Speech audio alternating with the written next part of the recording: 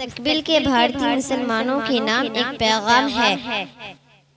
ممکن ہے کہ وہ آئے پڑھے اور نصیحت حاصل کرے۔ رات اندھیری ہو، گھنگھور گھٹائیں چھائی ہوئی ہو، بجلی کڑک رہی ہو، بادل گرج رہے ہو، مہکی جھڑی لگی ہو، ہاتھ کو ہاتھ نہ دکھائی دیتا ہو، خوف و دہشت سے دل کانپ رہا ہو، ایسے میں اگر میں کہوں کہ سورج نکلے گا چاہے کچھ دیر ہو، گھٹائیں ختم ہوں گی، بجلی کا کڑکنا، بادل کا گرجنا اور مہ کا برسنا بند ہو جائے گا، پھر کائنات روشن ہوگی، تو کیا میں غلط کہوں گی؟ نہیں، یہ تو قانون قدرت ہے جو بدلہ نہیں کرتا۔ سنت اللہ فی الذین خلو من قبل ولن تجد لسنت اللہ تبدیلا۔ ترجمہ: خدا کا یہی دستور ان لوگوں میں بھی رہا ہے جو گزر چکے ہیں، اور تم اللہ کے دستور میں اور نہ بدل پاؤ گے۔ وَتِلْكَ الْأَيَّامُ نُدَاوِلُهَا بَيْنَ النَّاسِ۔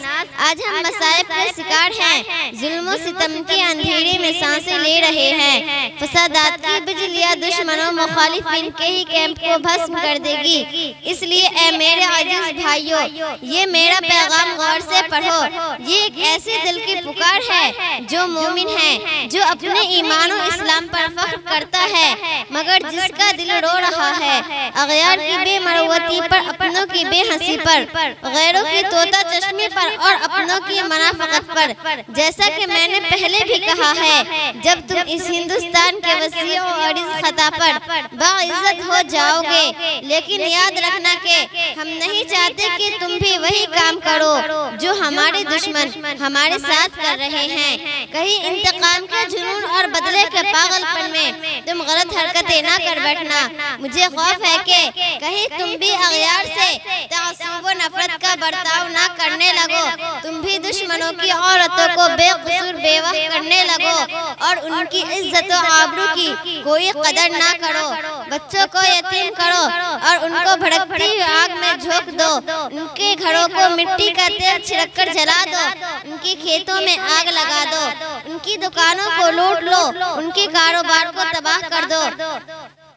نہیں نہیں، تمہیں اس اللہ کا واسطہ دے کر کہتا ہوں جس نے تمہیں ذلت کے بعد عزت بخشی، زوال کے بعد عروج عنایت فرمایا، پست کے بجائے بلندی، تم ہرگز ایسا نہ کرنا، کیونکہ تمہارے بارے میں آیا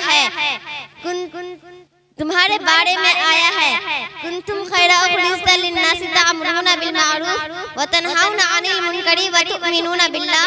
تم بہتر امت ہو جو لوگوں کے لیے نکالی گئی ہو، تم بھلائی کا حکم دیتے ہو، برائی سے روکتے ہو اور اللہ پر ایمان لاتے ہو۔ تمہارے آباء و اجداد پر ظلم و ستم کے پہاڑی توڑ جا رہے ہیں، اس کی خبر تو تم کو مل ہی جائے گی، کیونکہ آج کے دور میں کوئی چیز چھپی نہیں رہتی، چاہے چھپانے کی لاکھ تدبیر کی جائے۔